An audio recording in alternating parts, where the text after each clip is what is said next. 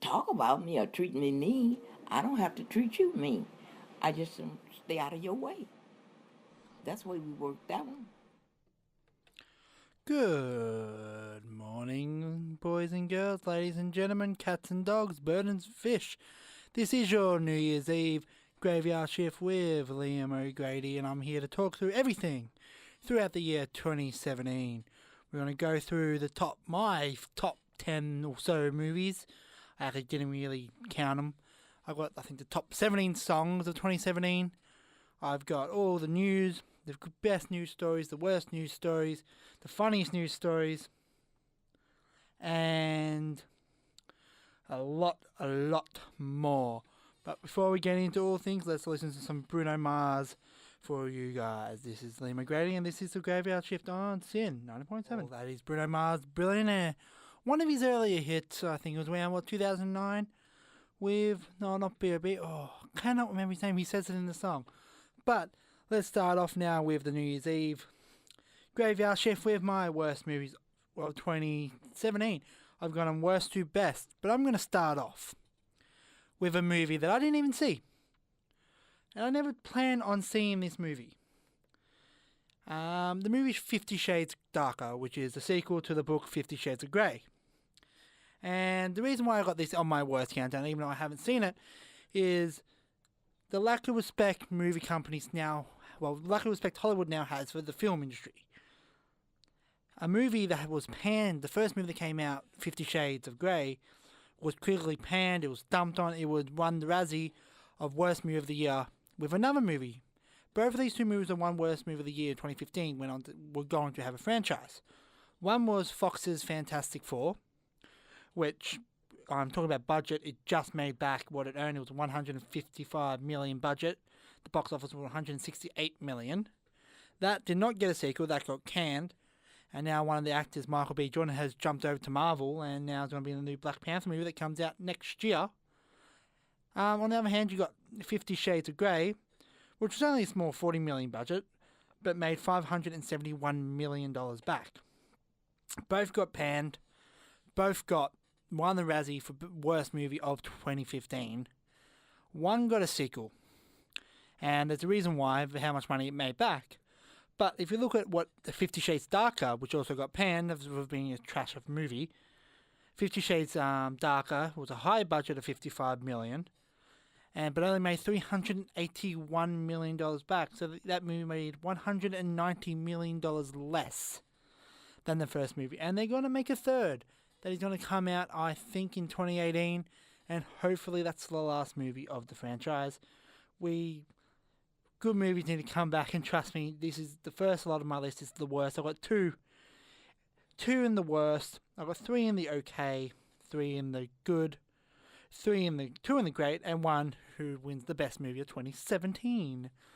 And the force is strong with the one movie that's number one. Hint, hint, nudge, nudge. So, apart from the movie I didn't see, so 50 Shades Darker does not count as the worst movie of 2017. That was just a dishonorable mention. Honorable mention. A few honorable mentions before I start. I'll start off with some movies that came out in 2016, but I watched for the first time in 2017. So movies like Moana and La La Land, I both didn't get to watch until 2017. So they were both really good, but they don't make my list. Now, the worst movie of 2017, and most people would agree, would be the Emoji Movie. Oh my god, what a piece of work that movie was. It was just not good. It was atrocious. It was an atrocious movie made for no other reason but emojis were popular at the time, which they still are now. The movie was based off a meh emoji who could only be a meh, but decided, well, I'm not going to be a meh. And while everyone in the audience were like meh, I watched the movie. There was no funny lines. You had a poo. Patrick Stewart, who was in one of the best movies of the year, played a poo. Way beyond in that. The movie unfortunately made back from $50 million box office, $50 million budget, made back with $217 million. Let's hope, let's really, really hope this movie does not get a sequel, because it is. But looking at it now, there is no word of a sequel, which is good because that movie was utter trash. The next movie wasn't really a bad movie, but it was The Valiant and the City of a Thousand Planets. I watched it only I think I watched it last month. Someone got it on DVD and we watched it, and it wasn't a bad movie, it wasn't a terrible movie. It was just boring. Nothing much happened. Nothing was memorable. Had two of the weirdest main characters in a weird love triangle. I've never really been a fan of Kara, I can't say her last name, but she was in Suicide Squad last year, and I'm not a fan of her as an actress. Cannot get behind her, really. And the other guy who played Green Goblin in the Amazing Spider-Man movies, again, playing this cool bad boy, it just can't really put words with that. It's such a forgettable movie that, especially when I was over in China earlier this year, was advertised as hell. Everywhere you go, you saw the advertisement of this movie, and it was just there. And this, not to quote the Emoji Movie, but it was just meh. So you got the worst movie of 2017, the Emoji Movie, by far. That is like a top of a building to City of a Thousand Planets. The next of 3 might okay, and we'll get to that after a song. This is Coldplay here on Sin 90. That was A Scientist by Coldplay here on Sin 90.7. This is your graveyard shift, and it is New Year's Eve for 2017. The year is almost over. We are counting down. We are now 22 hours to go until we reach the magical 2018.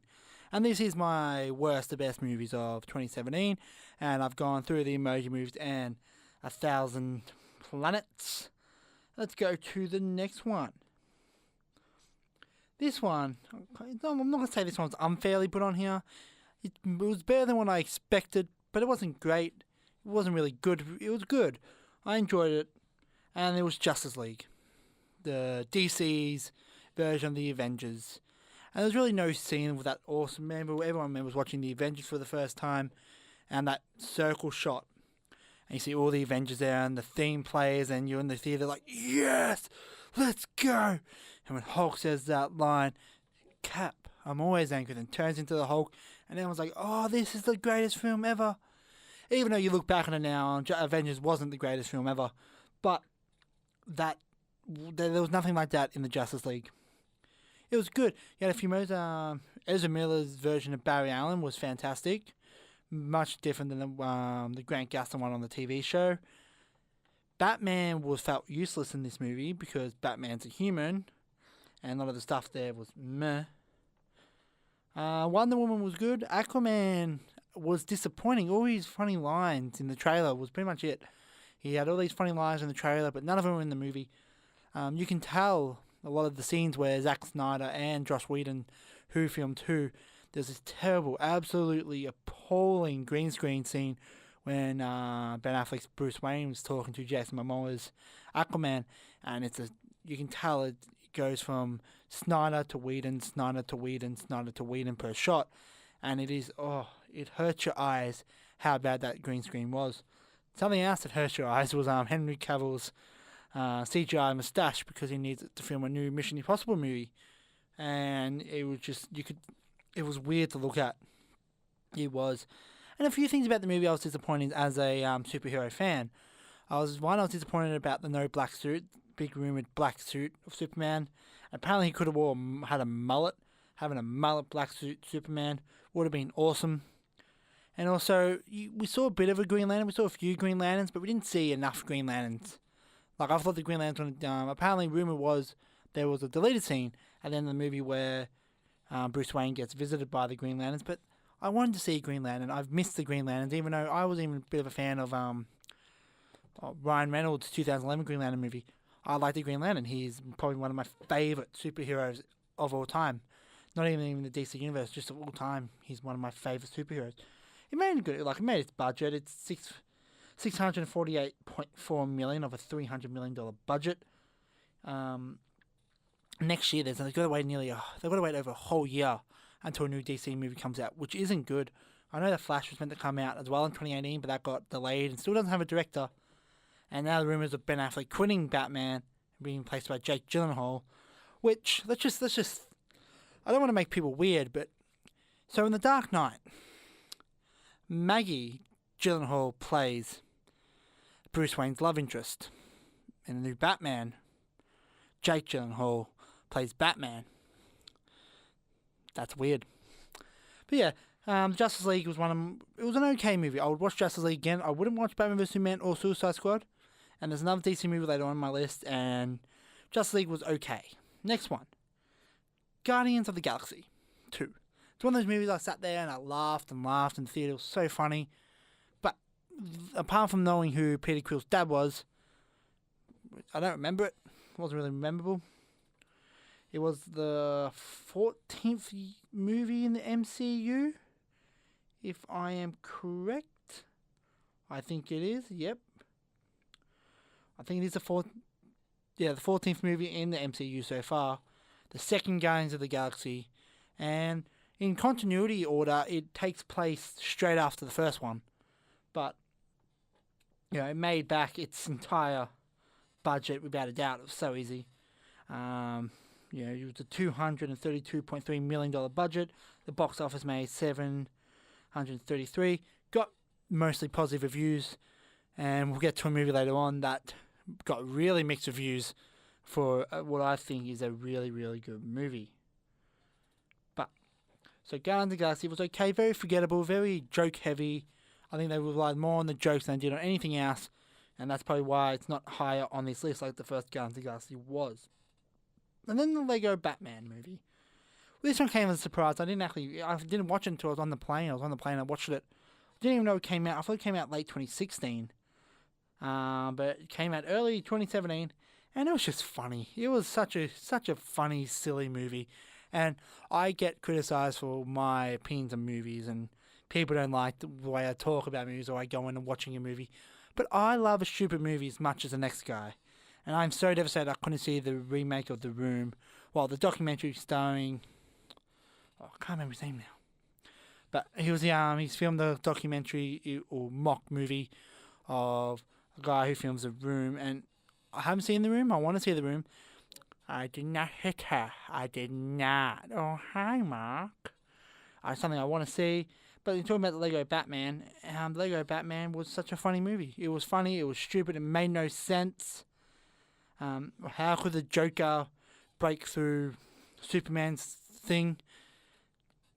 It was just so silly and it had such a cheesy... It was pretty much what you think Batman and Robin would have been in the 1990s, but and in actual cartoon form like it should have been. It was odd, to say the least, really. But overall, fantastic movie. I think it's getting a sequel, but if it doesn't, well, it was a good standalone movie. So there are my okay movies of 2017. Now we're getting to the good ones after this song by Ed Sheeran on Sin 90.7. This is The Graveyard Shift. That was Ed Sheeran with Don't Hear on The Graveyard Shift on Sin 90.7. And this is the New Year's shift. We have 21 hours, 32 minutes and 43 seconds local Eastern Daylight Savings Time until 2018. And I hope 2018 brings me a car, a house, money, a paying job. I'll say a Fremantle premiership, but I don't want to get too greedy. Only a few miracles can happen in life, and you don't want to push it. Sometimes we have a joke and everyone laughs and someone does that one thing that pushes it over the edge, and I don't want to be that guy. But yeah, this is Liam O'Grady, and we've gone through my top movies of my worst movies of 2017 onto the good section. I've gone through the Emoji Movie, City of a Thousand Planets, League of the Justice, Galaxy of the Guardians 2, and Batman of the Legos, and now up to the good tier. Yay! And let's start off with Got Out. And if any of you watch any comedy channel, you would watch Key and Peele. And they're both known as the Funny Man. And the funny comedy sketches are hilarious. So when Jordan Peele said he's going to write and direct a movie, you'd think it would be a comedy. You'd think it would be a funny movie, everyone would have a nice laugh, and it'd be just a stupid, silly movie. Instead, he makes a thriller, a horror thriller. And wow, what a fantastic movie this was. Edge of my seat, mostly because I was on a plane and I couldn't move, but still, edge of my seat. Easily made back its box office. One of the best horror movies of 2017, and people who might say it's not a horror movie, I personally believe it is. Edge of the seat, great acting, good storyline. I'm not always a big fan of the racist type of stories, but I think this one was handled brilliantly. Wasn't too pandering, wasn't not pandering enough. Made sense. Everyone laughed. It was not laughed. Everyone played their part. It was a fantastic, fantastic movie. Looking forward to what Peele does next with his directing ability. Maybe he might go back to comedy, or maybe he might do more scary movies. There is a possible sequel, but let's hope. I think this movie should just be a one and done. The next one, let's go to the DC universe again, and with Wonder Woman, with Gal Gadot. Plays Wonder Woman, who made her debut in Batman v Superman, and this movie was by far DC's best. It was a good movie. It was pretty much the first movie about Zack Snyder, and you can so tell, much more lighter. Wonder Woman had more range in what she could say and do. It was World War One, kind of a copy of Captain America, the first movie. And it was weird. The one part I didn't like about this movie, and I just thought it was out of place, it was a sex scene. I know it's weird, and I felt there was a sex scene in this movie, and it just felt so out of place. I don't know why. Maybe because you don't really see sex scenes in superhero movies. Superheroes, they get the girl at the end and they kiss, but they don't really do anything else after that. But Wonder Woman was fantastic. Feels out why she wasn't there through World War One to the events of Batman vs Superman, which kind of confusing considering Batman must have been fighting crimes for years, Superman's been around for years, but then the DC universe is a mess, and they've made one good movie out of all of them. They're going to push a Wonder Woman sequel now faster than they planned to because of the success of this movie. And the next one is Thor Ragnarok. Stars Chris Hemsworth as his 5th time playing Thor, the God of Thunder, and it was a comedy. It was a buddy cop comedy. It wasn't meant to be a absolute standout movie. It wasn't meant to be the best movie of the year, but it was funny. It was colourful. It was funny. Tom Hiddleston as Loki again absolutely nailed it. Mark Ruffalo as the Hulk was fantastic. Chris Hemsworth was much more funny than he usually was. And the best guy, the director himself, who played Korg, a rock guy. And some of his lines were the best. Thor walks in. Has anyone beaten this beast before? Oh yeah, Doug has. I'll ask him. Hey Doug. Oh, that's right. Doug's dead. And it's just so funny, that thick New Zealand accent. Oh, another day, another Doug. And it was just absolute, from a director to be the best part of a movie is very, very rare. But this time he did it, mostly because he wasn't in. He was motion capture and voice at work. But such a good movie Thor Ragnarok was. The best Thor movie, and it doesn't really follow the same as all the other Thors, but it was just good. Makes you excited for the Avengers. Kind of makes you forget that Black Panther's coming out in February, in 2 months' time. And so, yeah, it was good. That's all you can really say. So there were my 3 okay movies. Let's get on to good. You got 2. You got Logan and Spider-Man. Logan was a good, kind of a Western type film, wasn't it? It was Hugh Jackman's last time playing the Wolverine. It was such an emotional movie. It was a dark movie, and they've even released a black and white version of it, because you kind of look and you think to yourself, it really shouldn't be in colour. It's not a colourful movie. It's dark and grim. Shows a beat down Wolverine at the end of his life. Shows a foul mouth first Professor Xavier. Implies that Xavier has killed everyone. And it was just an absolutely fantastic movie. The only reason why it's not top of my list is because it's come out so early and you kind of forget all about it. Second one is Spider-Man. Spider-Man's my all-time favorite hero. I absolutely love Spider-Man, and that's pretty much the reason why it was on there. It was Tom Holland's first time playing Spider-Man, and it was funny. It was action-packed.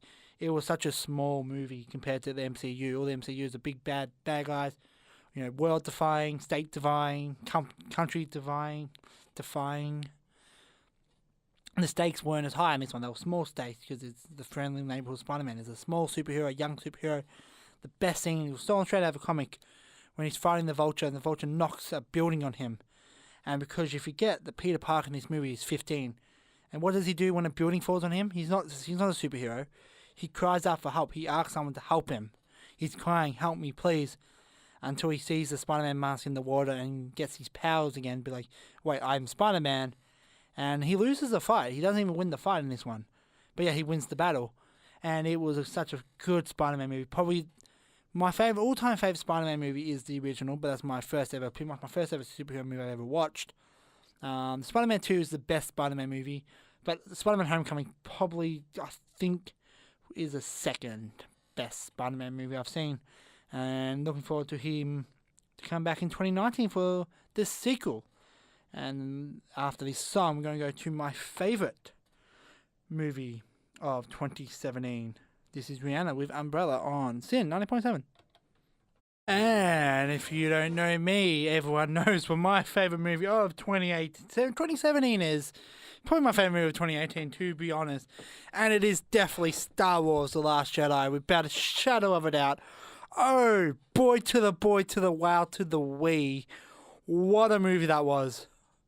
I have seen it twice already. I want to see it a third, fourth, fifth, sixth, seventh, eighth, ninth, 10th time. It was absolutely fantastic. And with the reviews of the movie, there are two types of people when it comes to the reviews of Star Wars The Last Jedi. You got people who like the movie, and then you got people who are wrong. So, it depends what side you want to choose. Mark Hamill's Luke Skywalker was brilliant, despite what he has said in some interviews saying he doesn't think Luke Skywalker would act the way he did. You've just turned your nephew evil.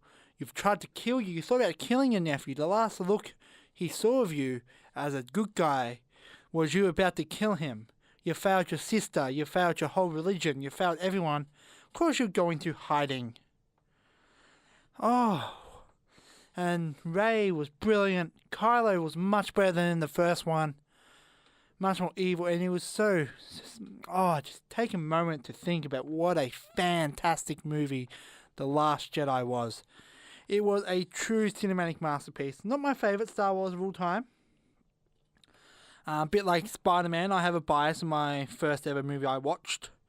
For Star Wars, it is The Revenge of the Sith. And The Revenge of the Sith, I'm not a big fan of the prequels. The Phantom Menace, they're both okay. The first two, they're both okay. Phantom Menace and Attack of the Clones. I like them. But to me, personally, The Revenge of the Sith is my favourite movie. I could watch it again and again and again. I've just finished watching the original trilogy. And I've just finished watching the Star Wars Christmas special. But that's meh. And The Last Jedi, what a twist with Snoke. What a twist with Rey. What a twist with everything.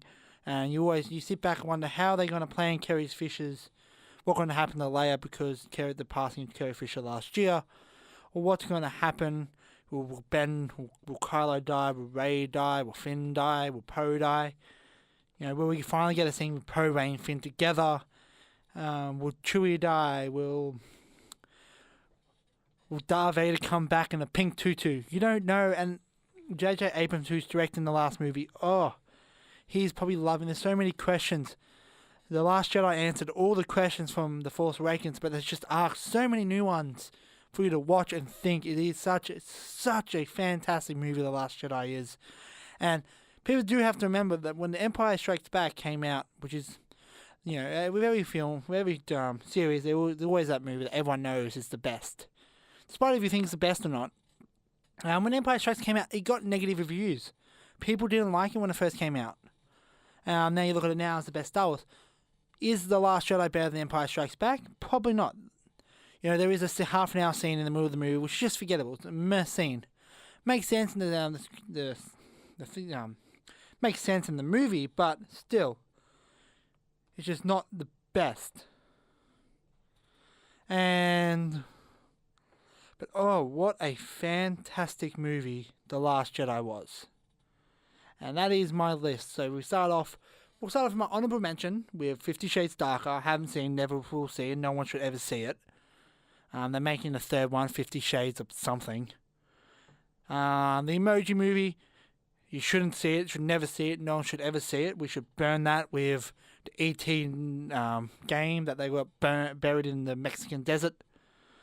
City of a Thousand Planets, just a boring movie. Justice League, Guardians of the Galaxy 2, Lego Batman, Get Out, Wonder Woman, Thor, Logan, Spider-Man, and Star Wars The Last Jedi. That is my movies I've seen. I've probably forgot some. Just so hard throughout the year. But now let's start off with the beginning of my songs. And I went to China this year, so I think it's only time to start with having Chinese songs on my list. I got four Chinese songs, and let's hopefully people enjoy some Chinese music here on the Graveyard Shift on Sin 90.7.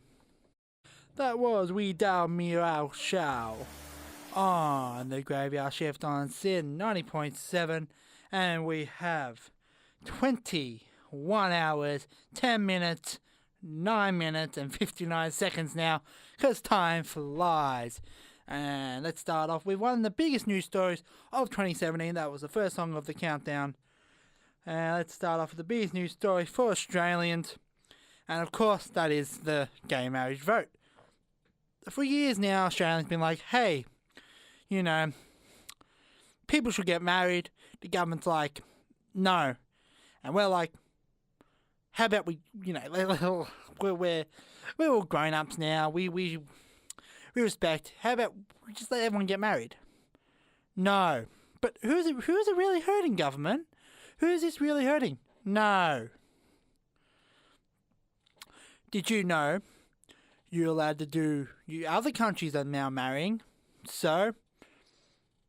meh. So they make this vote. They made a vote and... caused a lot of disagreement among people. You know, a lot of people voted yes, a lot of people voted no. A few things I didn't like. Personally, I voted yes. Doesn't really matter what I voted, but I voted yes. I was one of those people. But the issue was, it was a debate, and it was just a thing where there was actually no wrong answer in the terms of what it was. So when people did put out no debates, like a no ad, it's kind of the same as two people running for parliament. Even though most people had the thought of yes, the extra vote should pass. Other people didn't. It's like when two people are running. You know, you vote for Malcolm Turnbull or you vote for Bill Shorten. So there's an ad saying, hey, vote for Bill Shorten, and there'll be another ad saying, don't vote for Bill Shorten. Same thing with this gay marriage vote. But the second an ad came out saying, hey, you shouldn't vote for gay marriage, the whole rule of this voting thing was thrown out the window. Agree with it or not, I personally believe, I know people, it's 2:52 a.m. I'm pretty sure people won't be too mad at me for saying this, but I think it should have been more fair.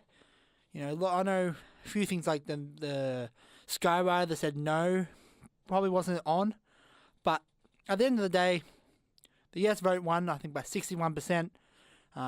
Gay marriages is now legal in Australia, and in 50 odd years' time, we'll be like, hey, yeah, we have to vote for gays to get married. People are like, why would you have to vote? That's odd. It shouldn't just be a normal right for people to, you know, walk down the aisle. But yeah, that's one of the biggest news in Australia. For 27, let's get to the next song, which is Liam Payne with Strip That Down on Sin 90.7. This is the Graveyard Shift. Ladies and gentlemen, we are now under 20 hours until 2018 gets absolutely kicked off. It is 3 a.m. here in Melbourne. It's a top of 14 degrees. top of 26 today and lightly cloudy. So when people go to their parties or go to the city or go to wherever they want to go to outdoors, should be a fine day. Bit humid, 76%, but it is fine. That was Ed Sheeran, and before that was Liam Payne on my best songs of 2017 countdown. In my defense, I was in China for around 5 months this year, so I have missed a lot of music. A few songs I didn't even know came out. A few songs I only heard. So my list isn't legit. I know there's people out there like, wow, this is the defining list of 2017. What will I do with my life now? I apologize. Sit around, wait to 2018. You'll get a much more defining list if I am still a part of Sin. That's if I don't get a job first. Please hire me someone. I need a job. Please. Apart from that, now we're going through the big news stories of 2017. We went through the Australian gay marriage vote. This one's just a bit of fun, but Donald Trump's almost done his first year as President of the United States. And hasn't that been a whirlwind? It's been fun, it's been exciting, it's been wrong, it's fake news, I am wonderful. My Donald Trump impression isn't the best, but yeah, Donald Trump's almost done his first full year, and almost got into a nuclear war with North Korea around probably 50,000 times. Being in China for so long, you kind of got a bit worried that, something could happen. So far, nothing's happened yet, hopefully, at time of saying this. But yeah, so a big the news story this year is the fact that the increased nuclear tension between Donald Trump and Kim Jong-un. Something probably won't go away anytime soon. Hopefully, for everyone's sake, it's just talk. Because I honestly don't see a nuclear war happening. Touch wood. Yeah, it's really not much to say. It's just simple. It's been a war of words for the last few months. I'm gonna nuke you, no you're not. I'm gonna nuke you, no you're not. What else can we really get there? But for people out there who really wish hard enough, with Donald Trump almost doing his first year, means he only has 3 years left until he leaves the White House. Unless you're me, who believes he's going to last 8 years. Good or bad, probably not good. But yeah, so Donald Trump's almost done his first year, almost gone to a nuclear war. As first years go, it's probably one of the worst, really. He has not really done the best of jobs. Chopping over to another presidency, and I apologise to all my Zimbabwe listeners out there.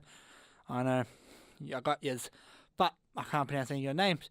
But a military coup earlier this year, mid this year, in November, has finally seen the end of their president, who was president for 30 years. That's a long time as the president of the country. Only the second president of Zimbabwe. Now, they got a new president. Hopefully, infighting in Zimbabwe stops. Hopefully, he gets more, comes back to maybe even a powerhouse of the African continent. He can get back on his feet. It will take a few years, take probably a couple of decades, really. But if the infighting can stop, or the wars can stop, and everything can go back to the way it should be, Zimbabwe might become a much dominant country in the African continent. So there are 2 more of the news stories. I've got some funny news stories coming up after this. Let's listen to first some Rihanna and DJ Colin here on the Graveyard Shift on Sin 90.7. That was New Rules on the Graveyard Shift at Sin 90.7 on your New Year's Eve. This is Liam McGrady, and we're looking at some funny news stories throughout the year 2017. And let's start off with a nice one, just probably one you probably hear every year. A man has shot himself in the penis. Because, as you do, it's just what you do in life. You walk around with a gun, you're like, hey, let's shoot things. You aim it down, and there goes your thing. And that's actually America's argument for not making guns illegal is, hey, we need guns so we can shoot off our own penises. It's funny. It works, people. The guns are still legal in America. And that's why Australia, believe it or not, has 0 penises being shot by guns in a year. Fun fact of the day. You learn.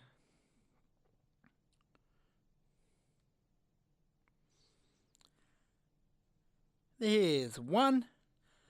A man has married his silicone girlfriend. And of course, he had to be an anime character because it can't just be a normal looking person. That's weird. I think that is weird. Pommy Pat found talking Spanish. Okay. Must have gone to Spain. Ran with the bulls. Did whatever you asked you do in Spain. I think they do the crush the tomato thing. I'm not 100% sure. Wow. These are meant to be funny news stories. None of them were really too funny. Let's see if I can find some funny news stories for this year.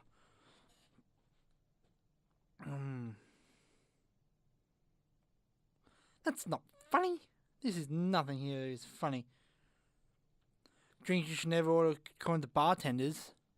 That's weird. That's something, yeah. Well, this has been an absolute flop of a segment because for some reason funny news stories are not a thing this year. That's okay. I was going to play a game next segment, but we'll play this game now. This is either real news or fake news.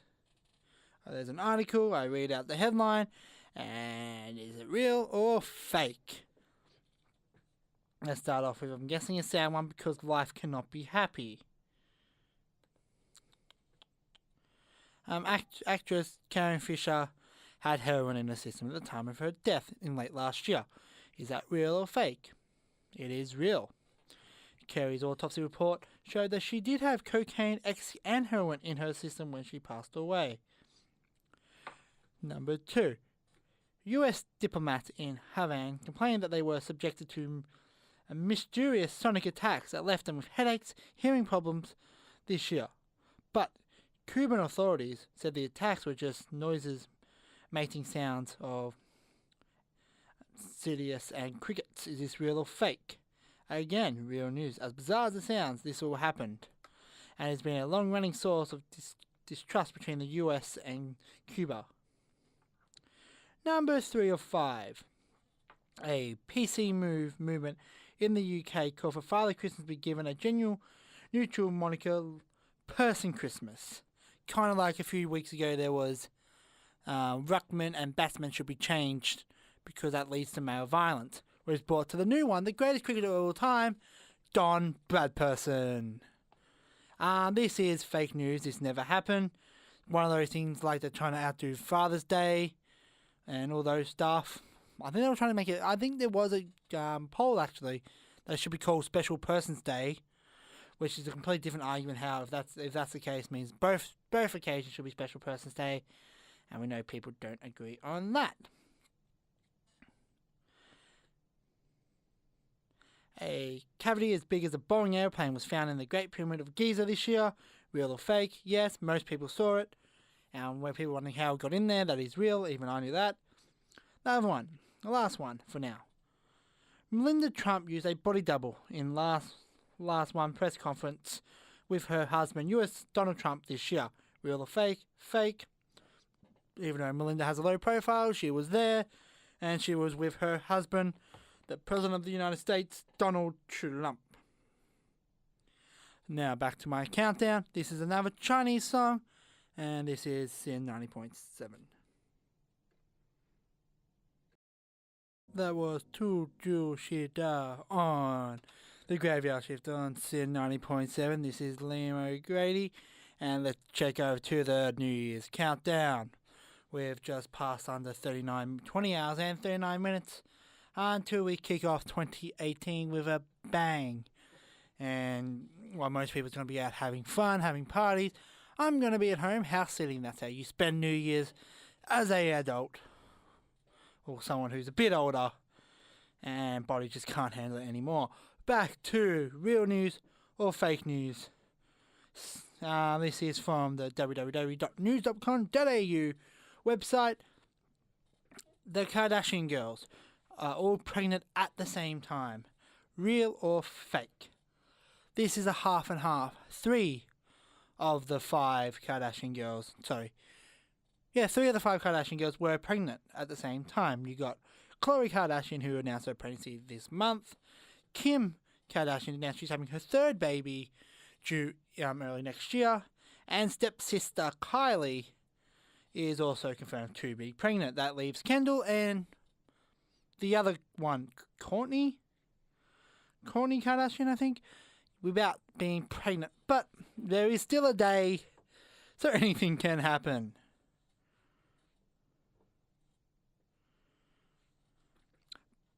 Barnaby Joyce brought a whip to Canberra's parliamentary ball in June. Real or fake?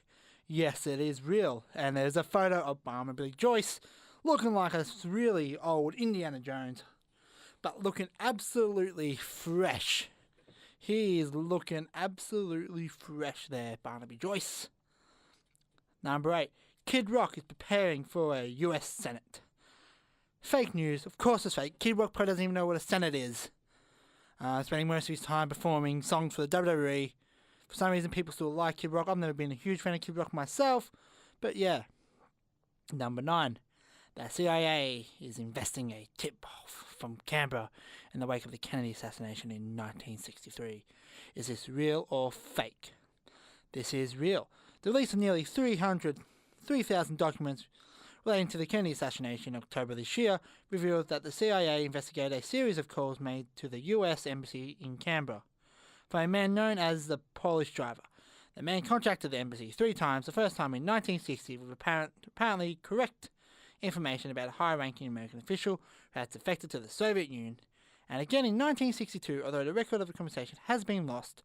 The same man is believed to have called the embassy again the day after JFK assassination, claiming to have the knowledge about the Soviet plot to assassinate President Kennedy. The CIA concludes that the caller was probably a crank, but they were never able to identify who he was. Number 10. The Bachelorette Sophie Monarch and winner Stu Lordy has already broken up by the time the show went to air. Real or fake? Fake news. They were together. Are they still together now? I don't know. It's The Bachelorette. I apologise to the Bachelor or the Bachelorette fans out there. Personally, not the biggest fan. I'm not really a fan of most TV, but yeah. Number 11, the last one, or the real or fake. Pauline Hanson was personally invited to Donald Trump's inauguration as US president. Real or fake? Surprisingly, this is fake. Pauline Hanson boasted on Twitter that she had gifted tickets to the 20th of January inauguration. She said she was in administration favour, but it was subsequently revealed that the party had begged for tickets through the Australian Embassy in Washington. Public Senator Adam Nzinga gifted the tickets to the embassy to use as a wish. South Australian One Nation Senator Brian Burson and his partner was eventually the recipients of the tickets. That's it for real or fake news in 2017. Shows that the media can be weird, news can be weird, life is just extremely weird.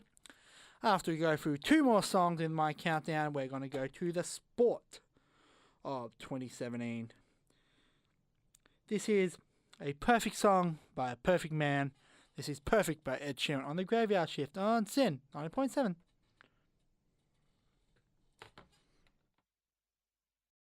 That was Jimo Joe Howe. And before that was Ed Sheeran with Perfect on SYN 90.7. And we're now to the sport part of the evening. And no bigger team story this year. There is one. The only. Jump on the bandwagon, lads.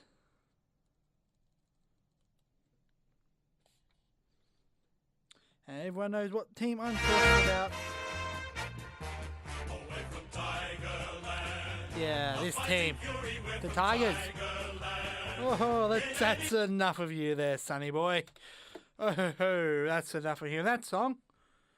But yes, as everyone anyone in Victoria has known, the Richmond Football Club has won their 11th flag in 2017, downing Adelaide by 48 points in the grand final, winning the premiership, and now Richmond supporters are more insufferable than Collingwood.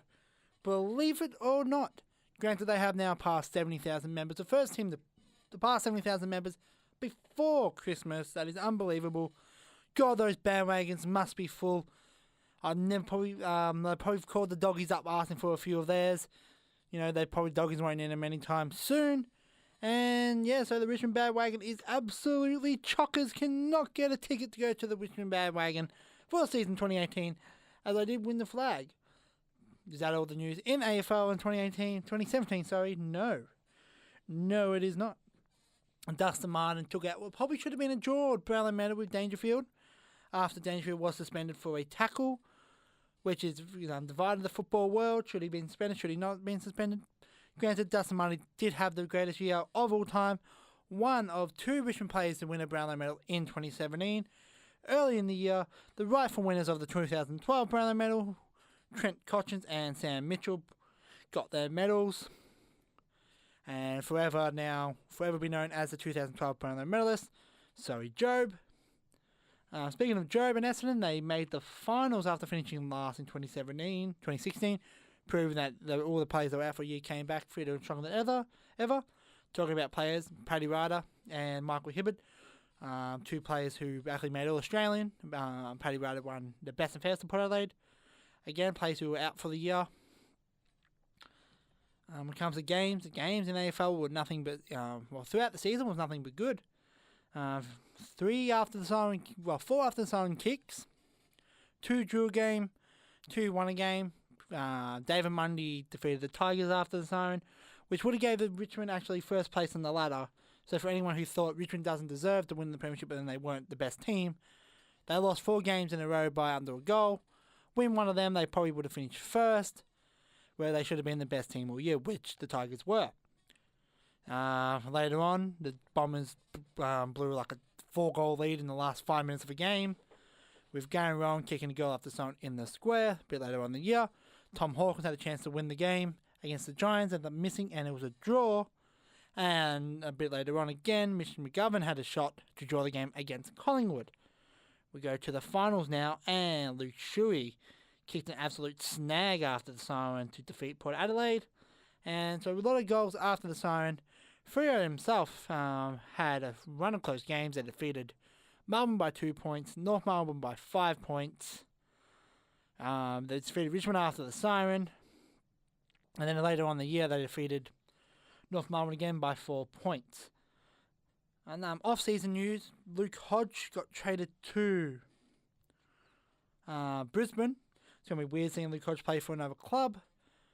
Gary Ablett went from Gold Coast to Geelong, so now Geelong has Ablett, Selwood and Dangerfield in their midfield. Yeah, that's going to be lovely to play against. Do I believe Geelong's a premiership favourite in 2018? I don't think they should win, and if they do win, it's a disgrace on the AFL. I have stated that before. It's not basketball. 3 men should not be able to win a premiership, hence why probably Geelong hasn't made the grand final the last 2 years. They were a 2-man team, now they're a 3-man team. There is still more than 3 players in the team. A few little trades. Bryce Gibbs went to Adelaide, nothing too big. Pick from Lockie Weller went to Gold Coast, which wouldn't really be a big deal, but Gold Coast gave Freo pick 2. Freo went to get Andrew Bradshaw with pick 2. Bradshaw has already re-signed until 2021. So unless Lockie Weller might become captain of the Suns, which I had him down as a future Fremantle captain, could be a possibility still. Lockie Weller has a lot of added pressure on him. The finals, nothing too big.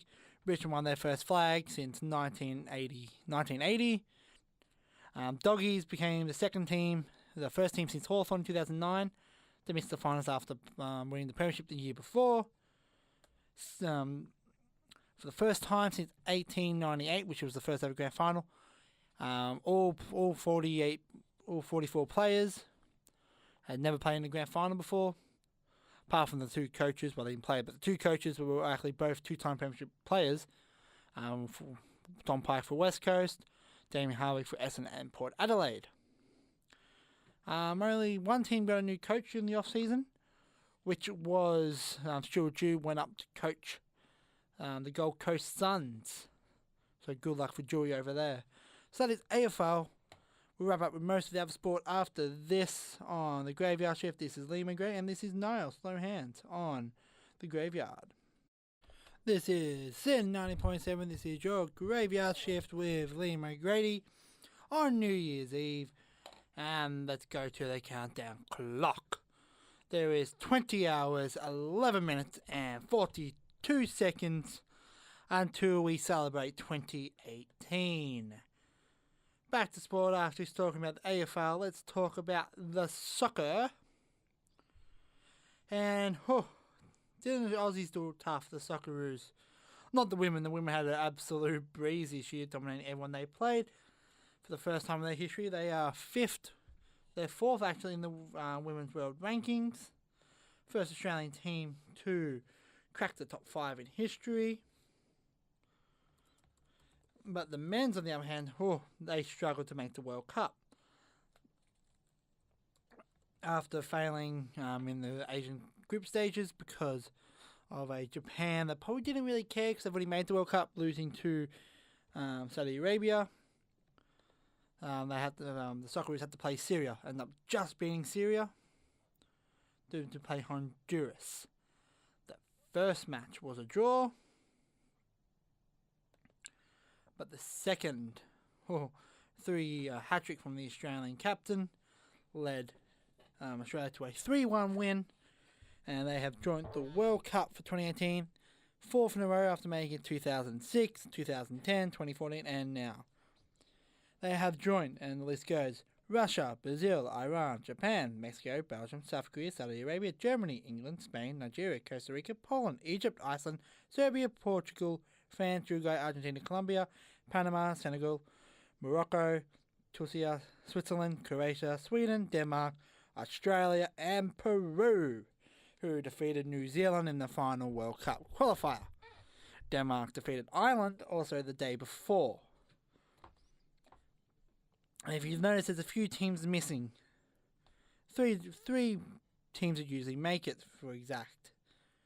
One, you have the United States of America, which is a very, very, very bad financial thing, considering that's probably going to be where most of the viewers will come from, and they're not in it.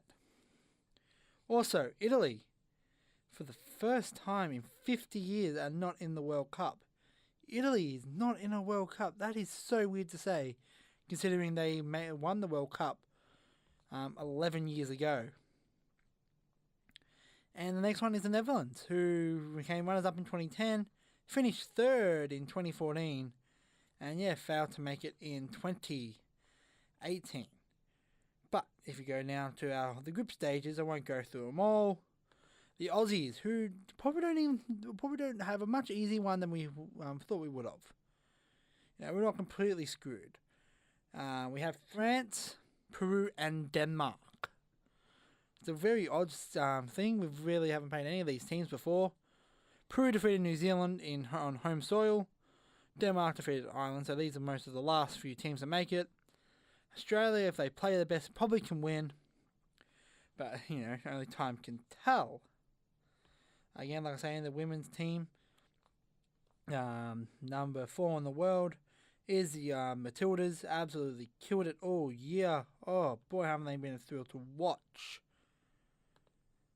Let's go to the A-League. Talking about a thrill to watch. A team who won 6-0 today alone. Sydney FC has not lost. They've lost one game this year, which was against Central Coast. They lost 2-0. But their record at the moment is this season alone: 11 wins, 1 draw, 1 loss. Go to last year.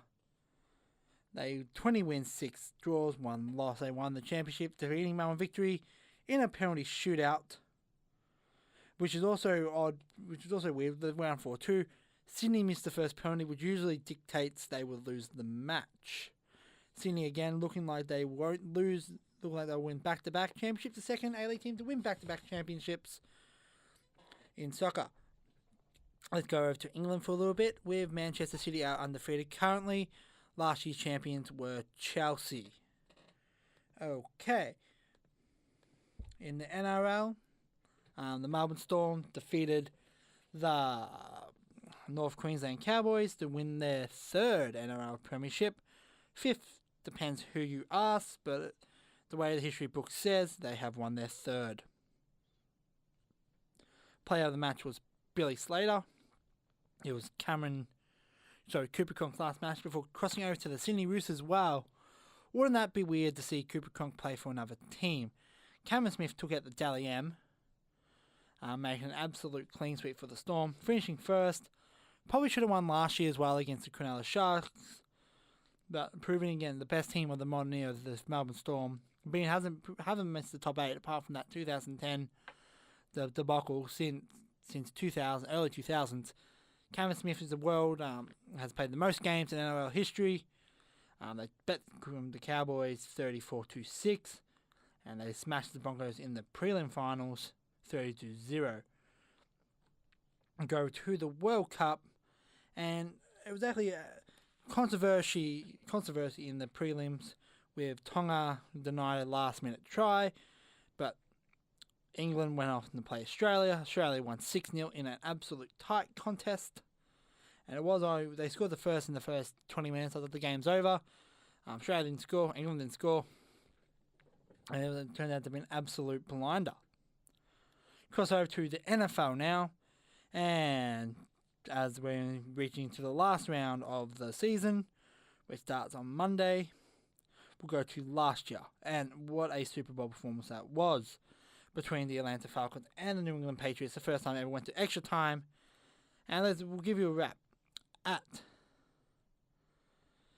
the end of the third, Atlanta Falcons were up 28-9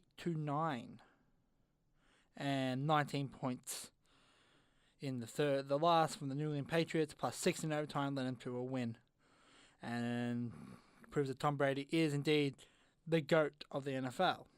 Let's go back to a few more songs, and we'll wrap up with a bit more sport in the 2017 calendar year. This is Guy Sebastian, Set in Stone on Sin 90.7. That was Harry Styles, Sign of the Times, here on the Graveyard Shift at Sin 90.7. This is Liam O'Grady, and this is New Year's Eve, and it's just past 4 o'clock, so you know what that means. It is 19 hours and 55 minutes until New Year's Day, until 2018, until we put this year behind us. Depends what you think about it. I know everyone, at the end of every year, people are like, oh, this is the worst year ever, this is the worst year ever, because this happened, that happened. Granted, 2017 hasn't really been, it's been a year. For me, really, it's just been a year. It's been good. Can't really complain. It is currently 13 degrees here in Melbourne. It is clear. Going to be a top of 26 for your New Year's Eve, 24 for your New Year's Day. But go to next Saturday, it's going to be a top of 38. That is going to be a roaster. And for any of you Americans out there, it is currently 55 degrees Fahrenheit. Oh, I love the internet. Okay, let's go back to sport and basketball NBA. In the NBA, Cleveland Cavaliers played off against the Golden State Warriors for the third time, and for someone like me who watches not the biggest NBA fan or not even a bandwagon fan of the NBA, having a roster with as much talent as the NBA does, with 30 teams, having 2 teams play a trilogy, as much as everyone's hyping up as this big good thing, it is terrible. It is terrible for the league, having the same 2 teams play off again and again and again. It shouldn't happen in any sport now. The last AFL and AFL history, there's only ever been 2 trilogies. It was Richmond and Collingwood in the 1920s, and Essendon and Hawthorn in the 80s. It's very rare you see back-to-back. You haven't seen a back-to-back NRL Grand Final since Manly versus Melbourne Storm. But having a trilogy of finals, and the thing is, it's always happened in the NBA. There's always been this one super team, because the players control everything in the NBA. As far as I know, looking on the outside, why would there be talk of these 2 A-graders in Paul George and LeBron James joining the LA Lakers next season? That shouldn't be allowed in any sport whatsoever, but it is for some reason. And you pretty much know who the finals are before the season even begins, and imagine trying to get into a sport where you know the outcome. I'm a huge WWE fan. At least I know the outcome to matches most of the time. That's because you're meant to. You're meant to know that John Cena is meant to beat blah blah. You're not meant to know that's going to be Cleveland versus Golden State Part 4, which, looking at the moment, unlikely to happen. Looks more Golden State versus Boston. Let's go to Australian basketball, and for 31 straight years, the Perth Wildcats have made the finals. Well, judging by this one, it's going to be 32 straight years, and they just made it. They made it in the final round, if I am correct. Yep, if I was correct, and I am, they made it in the final round of the year. Played off against. They defeated Cairns 2-0, where Adelaide 36ers, who finished first, lost to the Illawarra Hawks. Perth won in straight sets, winning there.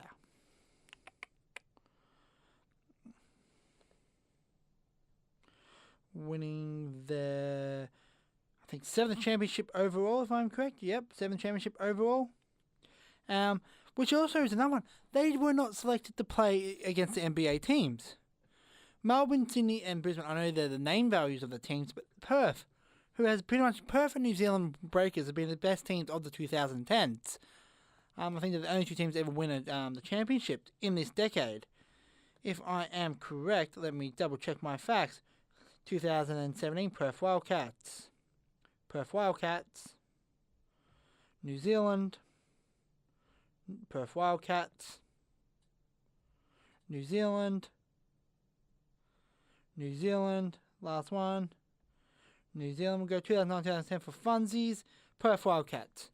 Only 2 teams have won in this decade alone, and none of those 2 teams were selected to play the NBA teams. Yes, Melbourne United just lost to the OKC, but you got 2 of the best teams of this decade in NBL, in Australian basketball, so they're probably the best players. You'll think, and proven again, in 2018, they are both on top of the ladder, but none of those 2 teams were selected because of name value. No. If you want Australian, this is why Australian basketball is failing. If you want Australian basketball to be up, this is why Ben Simmons plays for the Philadelphia 76ers and not for Melbourne United. We don't have the name value, which we should. If we really want to, we could have a name value, but we don't, because we're doing something like having some, I guess, not big name teams play against,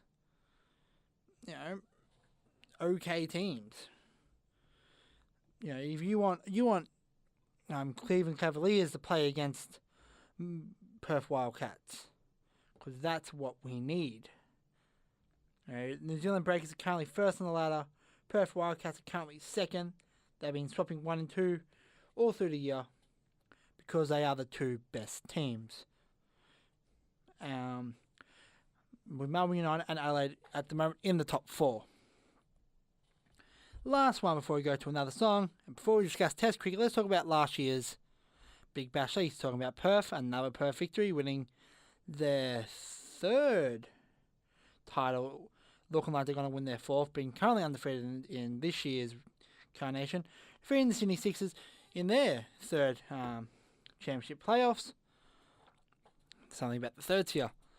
Easily won 114 in 15.5 overs, defeated them 141 in 20 overs. Perth won by 9 wickets. An easy win, winning their 3rd. So, in saying that, every second year, Perth and Sydney play. No, that's wrong. Sorry, I tell a lie. So, Perth and Sydney played in the first year. Then Perth lost to Brisbane. Then Perth defeated Hobart. Then Perth defeated Sydney. Then Thunder defeated Melbourne. And now again, Perth Sixers. Doesn't look like it's going to be the case this year, though, with Perth easily being on top. But the second up to Perth is yet to be determined. But looking like Adelaide United or the Renegades might be that team. Let's head off to another song here on the Graveyard New Year's edition. This is Kendrick Lamar, Humble, on Sin 90.7. Kendrick Lamar, Be Humble, on Sin 90.7. And we're here to talk about the Ashes now. After yesterday, day 5 of the Boxing Day test, unfortunately went to a draw.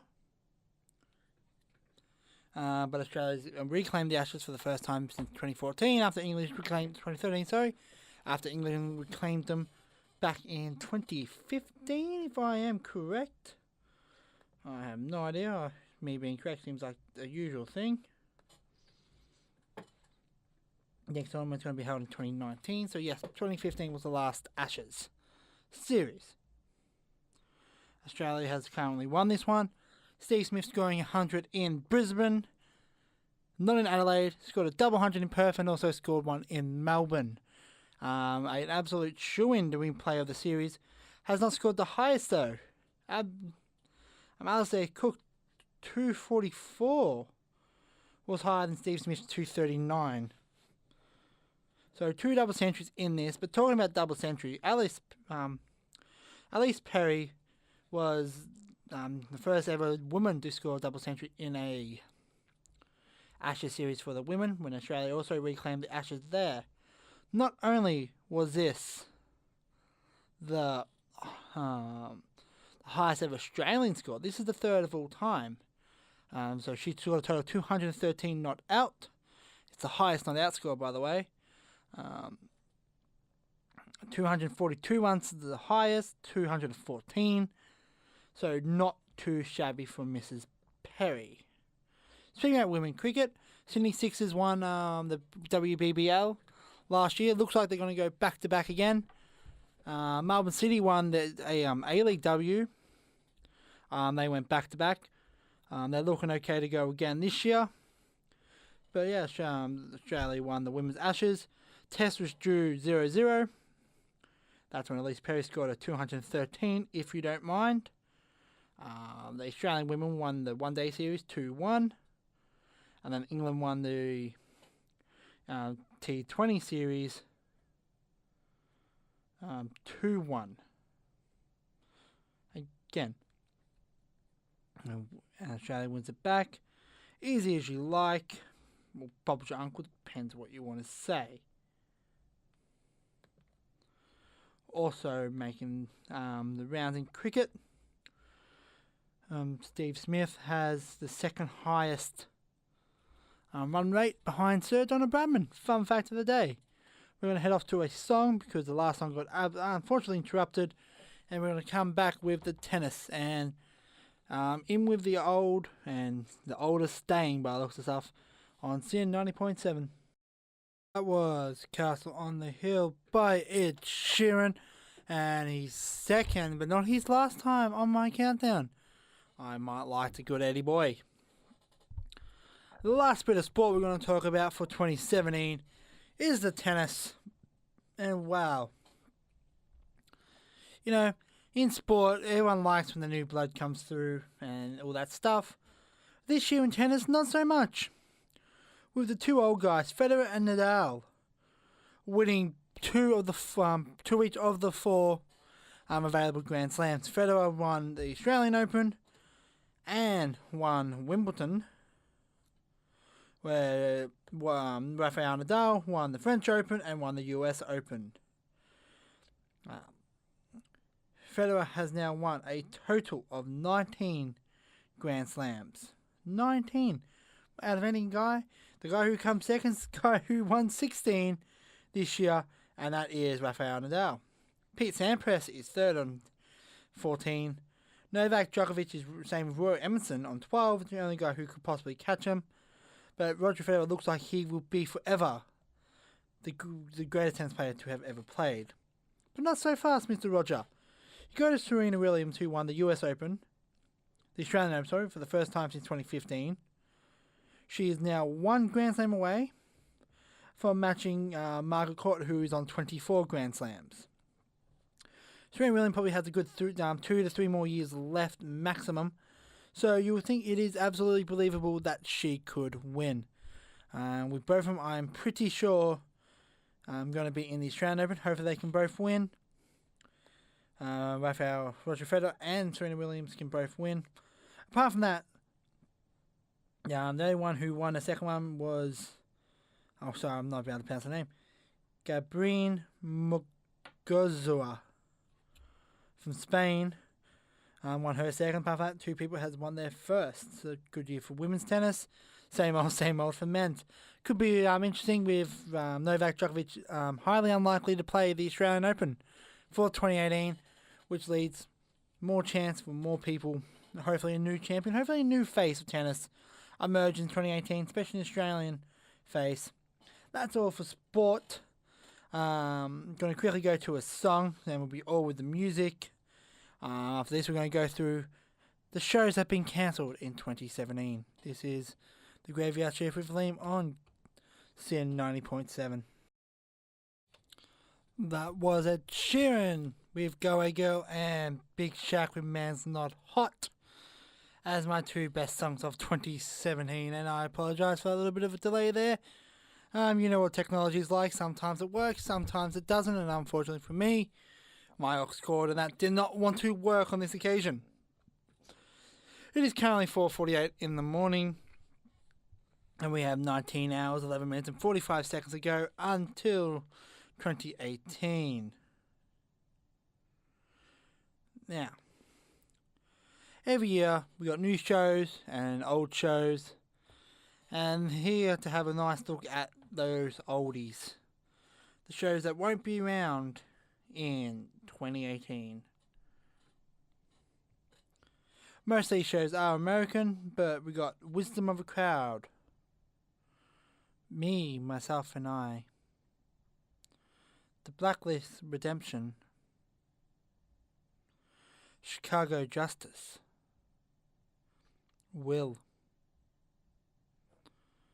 The Get Down, Imagine Mary, Time After Time, Doubt,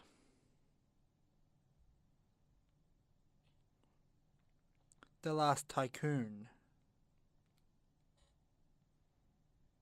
Frequency, Powerless, The Great Indoors,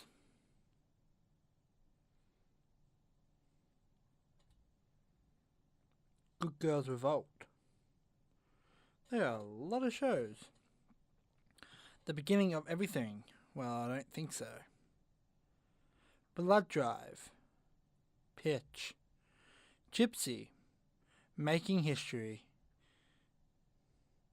APB, Son of Zorn, Training Day, Girl Boss, Sweet Victorious, Ambard City, No Tomorrow, Downward Dog, 24 Legacy, Eyewitness, Scream Kings, Rosewood, The Nick, Vice Principals, Criminal Mind Beyond Borders, Senses 8, Secret and Lies, Dr. Ken, Haters Back Off, Chelsea, The Real O'Neills, The Catch, Bloodline, Men Seeking Woman,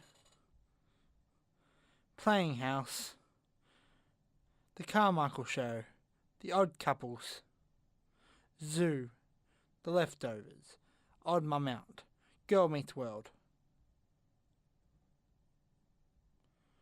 Red Oaks, Animal Crime, Difficult People, Rain, Sleeping Hallows, Black Sails,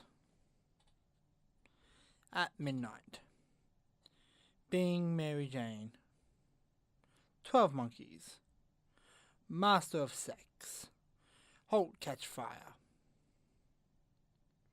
Bates Hotel, You're the Worst, Orphan Black, Two Broke Girls, Girls, Grimm, Last Man Standing, Teen Wolf, Baby Daddy, House of Cards. House of Cards isn't cancelled, House of Cards is coming up, but it's delayed due to the Kevin Spacey incident and Kevin Spacey being fired.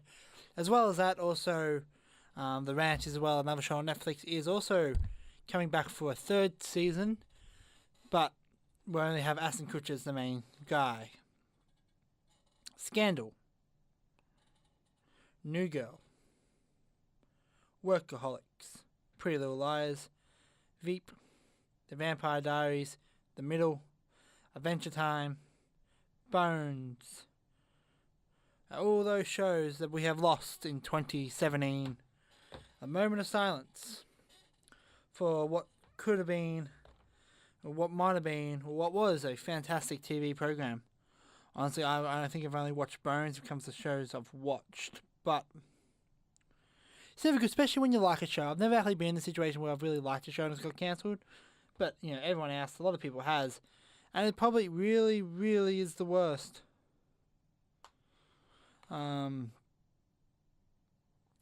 playing a song here. This is Kristen Perry, 1,000 Years here on the Graveyard Shift on Scene 90.7. It was 1,000 years. Which is funny enough, it was a movie too. So it was a song to the movie Twilight. Breaking Dawn Part 2, I think. I'm actually not quite 100% sure.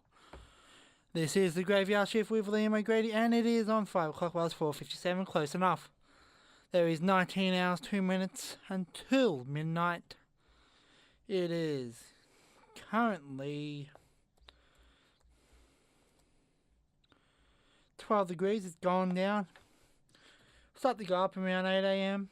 Top of 26 degrees today. 80% humidity. Wind is at 11 degrees Celsius. And if you're an American friend, it is currently 54 degrees Fahrenheit. And if you're an American listening to this at 4:50 in the morning, I thank you very much. You are a lovely, lovely human being. But let's get to some negatives. This is what should be left behind in 2018. I've got a few. We'll start off with a serious one. Of course, all the nuclear war tension. Or just, well, I could say war in general, but let's just say nuclear war tension. We don't want to live our life knowing that could just go kaboomy any minute. Like I said, I'd love to say all war, but realistically that is not going to happen. Something that should stay in 2017 is dabbing. Can we just leave dabbing in 2017? We should have left it in 2016, and then again we should have left it in 2015. But couldn't we just leave dabbing in 2017? Just no more. Like, someone goes to hit a dab on the last second and it freezes because he can't do it. That's what I want in my life. The song Gucci Gang. I'm not a fan of Gucci Gang. I'm looking for and that other girl, the Catch Me Outside girl, who's now famous and is making hits. The Paul Brothers. Leave them in 2017. We gotta stop making people famous for no reason. And I honestly have nothing against any of these people, but these people are getting rich over doing nothing. When we have people who work hard, like people who work properly hard. Nurses, doctors, teachers, electricians, everyone else. And you have someone dabbing on a camera getting millions and millions of dollars. That just shows the lopsides of things. I could also say athletes. Athletes get paid way too much for what they do as well. And that's something I always believe, no matter how many times they complain and threaten to strike because they're not getting paid more. They can't buy a second white lion. Another thing that should stay in 2017 are man buns. Please, only a certain amount of people can suit long hair. Unfortunately, more people don't suit long hair than do suit long hair. It is not a good look. It really, so many people with the man bun, it's terrible. The proper long hair looks okay when you have your hair plucked properly down. The ones that have, the hair's pretty much bowled up on a little bit at the top and it's tied up and it's just terrible. It is not good at all. Bad movies. Yes. Bad movies should be left behind in 2018. Left behind in 2017. And it's hard to leave bad movies. I'm talking about more like cash grabs, like the Emoji Movie type of bad movie. Movies so bad that you have to just stop and think. Why is this movie made? 50 Shades Darker, or 50 Shades Darkest, or whatever that other 50 Shades movie is coming out, that also, they can release it today and not bring it up again. It'd be lovely. I could say something funny like Jar Jar Binks, if I'm, talking about Star Wars. Transformer movies. No more Transformer movies, Michael Bay. Please, from every human being in this world, no more Transformer movies. They're bad. They're not good movies. I stopped watching after the third one. I tried to watch the fourth one and I just keep falling asleep or something, and now there's a fifth one and I just can't. It sucks in my soul. And another movie they got to stop, another franchise. And they're Fast and Furious. I haven't even watched number 7 yet, and I don't really plan to. Number 6 was good, and the way it ended, it was all emotional. Number 7 seems pointless. They're gonna make a number 8. They're gonna make, apparently doing another trilogy. So you got the Transformer franchise, the Fast and Furious franchise, and Star Wars needs to slow down. When you hear that Disney's preparing for Lucasfilm from the start, the Han Solo film, the flop, there's an issue. Don't get me wrong, I predicted it's going to flop ages ago because it's a Han Solo film. We don't need to see a Han Solo backstory. There's nothing mysterious about Han Solo. They'll be like, oh, I really want to see his backstory. At least Rogue One was okay. Rogue One, I think I put last year as my favourite movie of the year. Would it still be my favourite movie of 2016? Maybe. But Rogue One was a attempt for the anthology films. You know, if it didn't work, they probably wouldn't make any more, but it worked. It was a thing they could use, they used it well. Han Solo, no. We're going to see how we get some Millennium Falcon. We're going to see that probably dice game that he won the ship off the lie, and how him and Chewie became friends, and it's just too much going on in that for my liking. It's one of those rare movies that, yeah, less is more in that case. What do we need in 2018? What do we need next year to make 2018 a good year? I need a job, a paying job. You know, if any other radio stations there out listening, you know, just, you know, go to give me a call, you know, yeah. You know, we need more fun times in life. We need more happiness. We need less youth crimes. We need less race youth crimes as well. Australia needs to be back to a positive country that we once were. You know, we need to get back to that maintenance that apparently Australia was back in the olden days, before I was even around. My last thing. Two more things that has to be left in 2017. The joke. The New Year's joke. And if you don't know what the New Year's joke is, you're smart. The New Year's joke. Everyone knows the New Year's joke. Once the clock strikes midnight, that person turns and looks at you and grins. And you know this person's about to say this joke, and you just can't do anything to stop it. He looks at you and the person looks at you and grins. Hey, he says, and you tremble, and you have the urge to just stop it. Hey, we haven't spoke since, and then time stops. It's just you there, while he's about to say, you knew what he's going to say, and you go, oh, should I be on a murder watch list, or should I not?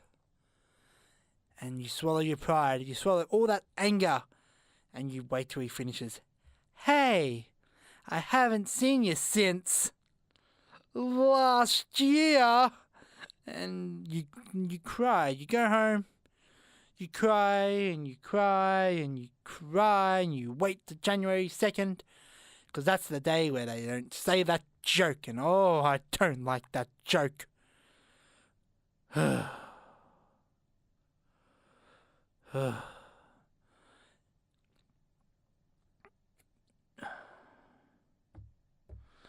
I had another thing I wanted to keep in 2017.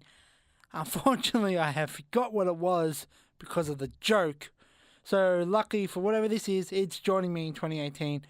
And this song will also be joining me in 2018. This is John Legend, All of Me, on the Graveyard Shift on CN 90.7.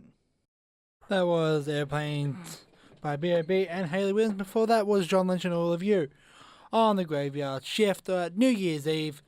And this is December 31st. 2017, the final day we get to say that. In the terms of movie, after I did my best to worst list, what movies are we looking forward to? First one that comes to mind, is The Incredibles 2. Will it be an unnecessary sequel, or will it be a good sequel? You know, Finding Dory, I found, was a very unnecessary sequel last year when it came out. It was very unnecessary. Didn't need to be made. Other sequels, Toy Story 2 and 3, well, Toy Story 3 was an unnecessary sequel that was really good. Toy Story 2 was just an awesome movie all around. You've got the Marvel trilogy, Avengers. You've got Black Panther in February. In May, you got the Avengers Infinity War. And you have Ant-Man and Wasp in July, I think. In the land of DC, we have Aquaman. You got Jurassic Park: A Fallen Kingdom, Pacific Rim, Maze Runner. You got the second Fantastic Beasts movie, titled Fantastic Beasts: The Crimes of Grindelwald, which, if I remember correctly, doesn't star Eddie Redmayne, which I'm not a big fan of. I really thought it should be his story, but apparently it's not. A live-action Jungle Book movie, a Deadpool 2. My favourite person, the Grinch. You got the Predator. Unfortunately, we got a Wreck-It Ralph sequel. Not too pleased with that. Another Robin Hood movie. Ocean's 8, which hopefully doesn't become the same thing as the Ghostbusters reboot was. It just wasn't good at all, unfortunately. I mentioned before, Solo. Mission Impossible 6. Making a Hellboy reboot. Another Tomb Raider movie. X-Men Dark Phoenix. And also X-Men New Mutants. Which will be interesting considering what's happening now with the buyout between Fox and Disney. Now Disney owns Fox, so will the X-Men universe still be in the same universe? You got Venom. And A Star Is Born, which seems like an okay movie. Directed by Bradley Cooper, but also stars Bradley Cooper. So it's odd to see that. Also, in the 7 Pacific Rim movie, it has John Boyega, who stars in Star Wars, and not the guy from Sons of Anarchy. In the world of sports, we have the Commonwealth Games in the Gold Coast, as well as the FIFA World Cup. And I also think the Winter Olympics is on. So, sports fans, of course, we got your AFL season. You got your AFL X, which is a 2020 style of football. I don't know how that's going to go. Hopefully it's good. If it's not, then that sucks. You got your NRL. You got your football, your soccer. You got all your sports coming next year. Nothing's been taken away from you. I'm going to head off to a song, and we're going to talk about more of 2018 here on the Graveyard Shift on SYN 90.7. We're getting to the business end of this Graveyard Shift here on SYN 90.7 on this beautiful New Year's Eve. Let's do some New Year's trivia, because what else? This is Liam O'Grady. This is SYN 90.7. So Kiribati is the first bit of dry land to enter 2018. There are about 39 different time zones celebrating 39 different New Year's Eves. Something I've always wanted to do, though, being in Victoria, where I could go to New South Wales border, not New South Wales, South Australia's border, celebrate New Year's in Victoria, go over, celebrate New Year's again in South Australia. And then if you're the fastest of Flash, you can run the WA and celebrate it again. Fun fact. When India enters 2018, half the world population is already in the new year due to Asia's population.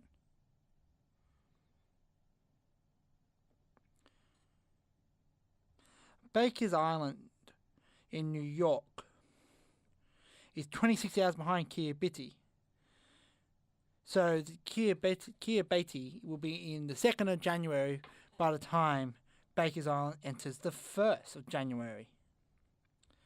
Don't know about you, but I'm not a big believer of the New Year's revolution. You're the same person who leaves 2017 as the one that's entering 2018. People say that's a bit glass half empty, but, you know, sometimes people need that glass half empty. You know, if the glass is half full, there you go. That's something I don't like about New Year's. I'm not a big fan of the resolutions, the New Year, New Me type of person. I plan to enter 2017. Sorry, I plan to exit 2017 the same way I plan to enter 2018 as the same Liam O'Grady as the one that was in 2016 and 2015. Of course, you know, every year you grow as a person. A wise man once said, "We keep changing. We're all different people all through our lives. You just got to remember all the people that you used to be." A wise man once said that. That wise man is now a woman, believe it or not. I'm talking about the Doctor, who actually just a few days ago regenerated into Jodie Whittaker, the first female incarnation of the Doctor. So we're looking forward for that. A few segments ago in 2018. What else is there to do in the new year? Oh, whatever people want to do. You know, there's going to be a lot of things. Hopefully there's more good news than bad news. Hopefully there's less wars, there's less fighting, more happiness, more building structures, you know, making Africa a more dominant continent than it should be. Than it is, sorry, not than it should be, than it is right now. Australia becoming more of a world power, which is predicted in the next 10 years. You know, next year, instead of people looking back, which you'll see a lot, especially now, on why 2017 was the worst year to ever happen. Like last year was the worst year to ever happen. 2016 was the worst year to ever happen because of all the celebrity deaths. This year will be the worst year to ever happen because of some reason. 2015 was probably the worst year to ever happen because something happened. So yeah, I'm looking forward to why 2017 was the worst. It wasn't. 2017 was a good year. It was just a normal year, nothing too bad. Just in the corner of all years. But that's something that should, going back to what should be left in 2017, is all the anxiety and depression jokes. So many people post on Facebook how they want to die, and it brings a negative light, or doesn't, the seriousness of people who actually feel like that every day. You have these people joking on Facebook how they want to because school's hard or that. And back in early 2000s, I want to die, friend, what's wrong? Now it's, me too. It takes away from the people who really suffer day to day with proper anxiety, proper depression, and that's why hopefully in 2018 we can help people who need help instead of trying to steal their spotlight, which isn't a spotlight, and make things about yourself. That is also now on my list of things that needs to go into the 2017 folder. Let's go to another song, and we're almost getting there to wrap up the year on Sin 90.7. This is Coldplay. Ruling the world is not something we all want to do.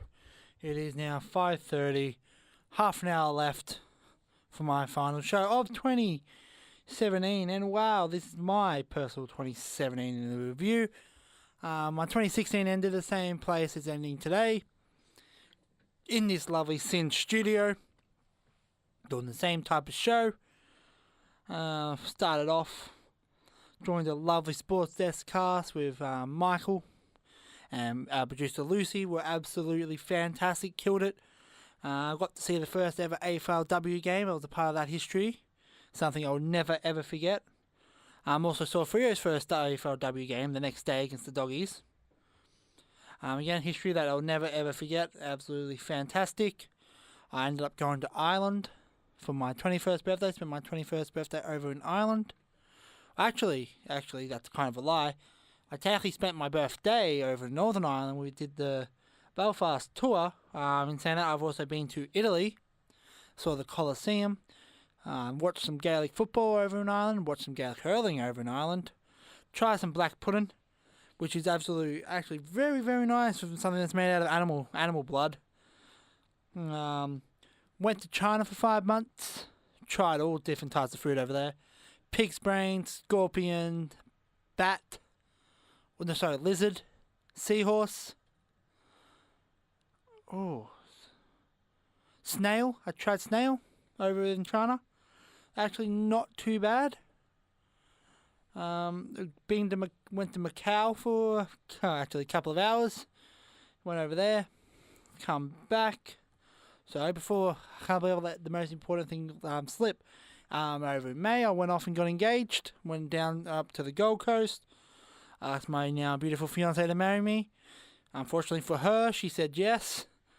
So I've had an absolutely jam-packed year. It has been a phenomenal year personally. Traveling the world, meeting a whole bunch of new people, doing a whole bunch of new things that I thought I would never do. 2017 has been an absolute... Welcome back, and time for, we'll say, the depressing part. Let's go through some of the celebrities that we lost. I won't really say we didn't personally know them, but still some people we lost in 2017. Let's start off with Roger Moore, Mr. Bond himself. Adam West, who played Batman and also played Adam West. David Cassidy, Glenn Campbell, Richard Hard, Bill Paxton, John Hurt, Mike Connors, Chuck Berry, Richard Anderson, the man himself, the Hugh Hefner. And for in Australia, the AFL lost an absolute icon. And the last one of the big three to pass away, Lou Richards, was the biggest Australian footballer who passed away this year. So it wasn't last year's carnage of deaths. It's still a fair bit. Again, like I'm personally not one of the ones who get truly affected by a celebrity passing, but it is sad for people who watch their work and that. You actually probably saw more careers die than celebrities pass away this year. And I was going to get into the whole celebrities sex scandals and that, but I'm trying to make it as upbeat as possible. The realistic of the whole thing is like I was watching a list and a lot of people put a Kevin Spacey movie in, and it's so hard for me to look at that now because Kevin Spacey was one of my favourite actors, and I watch a Kevin Spacey movie now and I'm like, wow, what he's now allegedly done is making it hard for me to enjoy anything with Kevin Spacey in it. Let's get on to a positive topic. I am trying to figure out, and I know I don't know who I'm talking to here, but I'm trying to figure it out. What was the food trend of this year? Last year was smashed avocado. The year before that was the halal snack pack. Or maybe it was the other way around. Sliders was the year before that. Pulled beef was the year before that. Pulled beef, pulled pork, pulled chicken. Early, like 2011, was peri-peri chicken. Everything was peri-peri because of the success of Nando's. What is the 2017 food? Oh, I know burgers have taken off around Melbourne. They're everywhere you look now, fast food has struggled because of how popular normal burgers are. Everyone now wants a proper gourmet burger than a $2 fast food burger. I won't say it's tough, it's just not as easy as it used to be. I honestly cannot think of what this new trend of food is, and there's always a new trend. Next year will be something else. Next year people will be either eating a pie with a orange in it or something. There's been things going around. Smashed avocado. Like I now love having a good avocado, spinach, feta, mushroom, and salmon on toast. Like that's my go-to breakfast now. It is absolutely scrummy. For the first time, I'm starting my New Year's off with trout instead of salmon, so hopefully that goes well. That's become so popular in my household that now the entire family's copying my special dish and making their own special breakfasts. So, what is the new? What was the 2017 trend? It could be loaded fries, but I was pretty sure loaded fries was years ago. I cannot remember. I've been thinking about this all day. What is the trend of 2017? What is the food trend? What's the thing? And it doesn't help that I was out the country for 5 months. Pretty much almost 6 months I was out the country for. Doesn't help that. Doesn't really give you much time to figure it out. I cannot give you an answer to what the food was in 2017 probably say Australia, but the food. Not sliders anymore. Not pulled meat. Pulled burgers are nowhere. You can't find a pulled burger anywhere. I think a place is made of new pulled burger, but you can't really find them. Peri peri, no. Smashed avocado was only a few years ago. And, cannot for the life of me. We're going to go to a song when I might actually see if I can find an answer to my question. This is the Graveyard Shift on New Year's Eve. This is Liam O'Grady. You listen to Sin 90.7. One Republic counting stars here on the Graveyard Shift at Sin 90.7. This is New Year's Eve. Woo! That song, One Republic, was actually a song I used to dance to. Well, I danced to at my Deb back in 2014. Shout out to my former Deb partner Bianca, who I literally, I'm not going to brag, but I kind of did have to carry.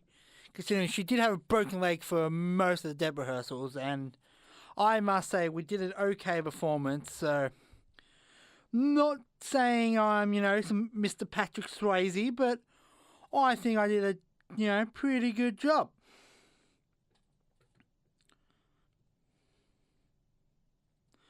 So, the show's almost come to a close. It is 5:50. We've got 10 minutes to soak up 2017. I've gone through reviews. My top 10 worst movies of the year, or best movies of the year. I've gone through my top songs. And the reason why Man's Not Hot is number one, because it's such a ridiculous song. Oh. It is ridiculous. There's no saving it. It is funny. It's a funny song, but it's a ridiculous song. And that's why it has to be number one, behind Go Away Girl from Ed Sheeran. It was a good song. It is honestly probably the best song of the year, because of how bad it is. The Emoji Movie being my worst movie of 2017. The second I saw it, I knew it was going to be it. Really, I'm not going to be one of those people who say it was the worst year for movies. There was just more forgettable movies than usual in 2017. There were. The issue with me, with so many superhero movies that are coming out, and movies where I live, is $18 to go see a movie. You got to pick and choose what movie you want to see. There's so many movies out there that I probably could see, and I just choose not to. Wrap up with sport. As we all know, Richmond won the AFL Premiership. And trust me, if you forget, ask a Richmond supporter, they will tell you. Melbourne Storm won the Rugby League Premiership. The Kangaroos won the Rugby World Cup. The Matildas finished the year in 5th position in the women's rankings, the highest of any Australian soccer team. The Socceroos made the 2018 World Cup in Africa, defeating Honduras to qualify. In their group, they have Denmark, Peru, and France, so not the easiest group and not the hardest group. Rafael Nadal and Roger Federer won 2 Grand Slams each this year. And Serena Williams is one behind Margaret Court, as well as now Floyd Mayweather and Conor McGregor went through their boxing MMA rivalry where Floyd Mayweather easily won. But the match was never about the fight, it was about the build-up. In politics, Donald Trump lasted a year. surprise of a few, nuclear tension between the USA and North Korea is at an all-time high. Zimbabwe got rid of their president of 30 years and had a new one. Hopefully, better time for Zimbabwe. Australia's legalised gay marriage. 50 years after they gave Indigenous people citizenships. So Australia's doing things in 50 years. By looks of stuff. Can't figure out what the top trend food is of the year.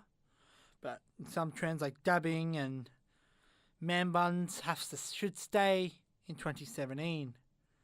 As well as pointless famous YouTubers should also stay in 2017. I really want someone to tell me what this food thing is. But this is all the time we have for today. Thank you. Hope everyone enjoys their New Year's. And I will see you guys in 2018. This is Liam O'Grady. This is a Graveyard Shift. Everyone enjoy their New Year's on SYN 90.7.